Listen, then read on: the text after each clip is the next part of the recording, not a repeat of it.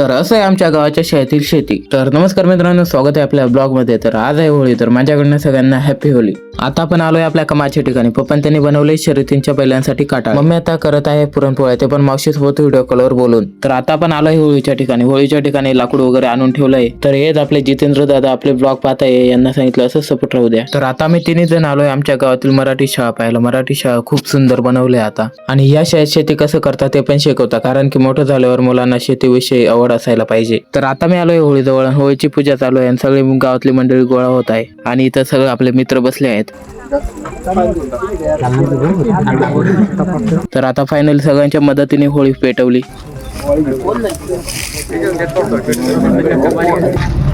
तुमसे नहीं होगा वो, तुमसे नहीं होगा. आमच्या मागच्या गलीत कोणीतरी गाडी घेतलं तर त्यांनी डायरेक्ट फटाकेच लावले. जर तुम्हाला असेच ब्लॉग पाहिजे असतील तर आपल्या अकाउंटला आत्ताच फॉलो करा. भेटू उद्याच्या ब्लॉग मध्ये. तोपर्यंत बाय.